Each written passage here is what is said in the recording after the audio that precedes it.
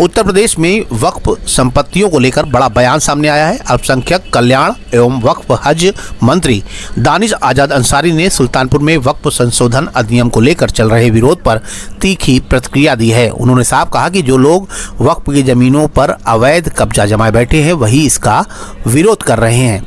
मंत्री ने मुस्लिम समाज से अपील की कि पहले संशोधन को पढ़ें और समझें। उन्होंने ये भी कहा कि मोदी और योगी सरकार मुस्लिम समाज की हितैषी है, न कि विरोधी। अल्पसंख्यक कल्याण एवं वक्फ हज मंत्री दानिश आजाद अंसारी बुधवार को सुल्तानपुर पहुंचे। यहां उन्होंने पंडित राम नरेश त्रिपाठी सभागार में जिलाधिकारी हर्ष कुमार और एसपी कुंवर अनुपम सिंह की मौजूदगी में विभिन्न स्टॉलों का निरीक्षण किया। इस दौरान सरकार की 8 साल की उपलब्धियों को गिनाते हुए उन्होंने वक्फ संपत्तियों के संरक्षण और उनके सही इस्तेमाल को लेकर अहम बयान दिया।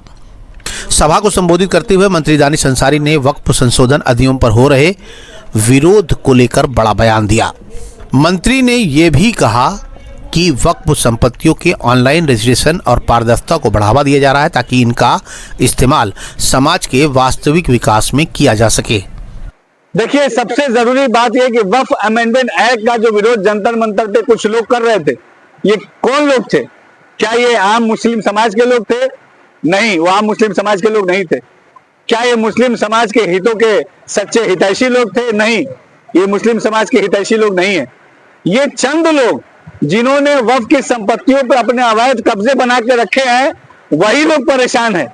देखिए, वक्फ अमेंडमेंट एक्ट का विरोध जो लोग कर रहे हैं, ये आम मुसलमानों का मानना है कि वो लोग वक्फ अमेंडमेंट एक्ट का विरोध नहीं कर रहे हैं बल्कि मुस्लिम समाज के डेवलपमेंट का विरोध कर रहे हैं। वक्फ अमेंडमेंट एक्ट क्या है समझने की जरूरत है।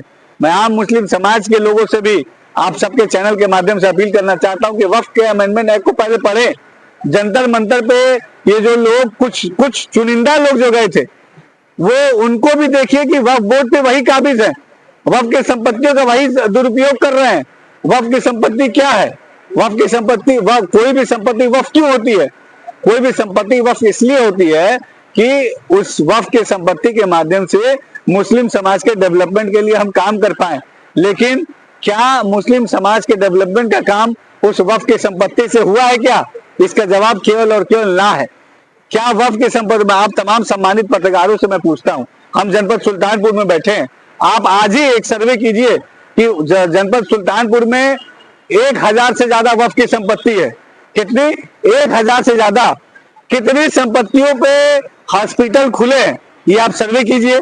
कितनी संपत्तियों पे, सुल्तानपुर की बात कर रहा हूँ, कितनी संपत्तियों पे स्कूल खुले हैं जहाँ पे गरीब पासमानदा मुसलमानों को निःशुल्क शिक्षा मिल रही है?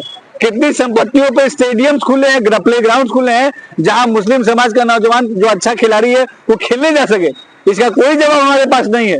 मोदी सरकार ये कहती है अगर कि गरीब मुसलमानों के वेलफेयर के लिए ये वक्फ की संपत्ति का इस्तेमाल होना चाहिए, तो कुछ चुनिंदा लोगों को इससे दिक्कत होती है क्योंकि वो लोग वक्फ बोर्ड पे भी और वक्फ की संपत्तियों पे भी काबिज हैं और काबिज हैं। उन्होंने अपने बड़े बड़े वहां पे इंस्टीट्यूट खोल लिए जहां से वो जो है अंधी कमाई कर रहे हैं। लेकिन अगर हमारी मोदी सरकार कहती है कि भाई ये वक्फ की संपत्ति तो खुदा की संपत्ति है, ये गरीब पासमानदा समाज के उत्थान के लिए इसका इस्तेमाल होना चाहिए, तो उन लोगों को तकलीफ होती है। लेकिन मोदी सरकार ये मुसलमानों की सच्ची हितैषी है और ये मुसलमानों के हितों की रक्षा के लिए पूरी ईमानदारी से खड़ी है। इस दौरान मंत्री ने ईद किट भी बांटी जिसमें बहनों के लिए तोहफे, कपड़े और सेवाई शामिल थी। उन्होंने कहा कि हमारा उद्देश्य समाज में एकता और भाईचारे का संदेश देना है। सुल्तानपुर से नाव 44 के लिए सरफराज अहमद की रिपोर्ट। सुल्तानपुर और अमेठी की सबसे पहले और सबसे तेज खबरें देखने के लिए सब्सक्राइब करें नाव 44 न्यूज चैनल।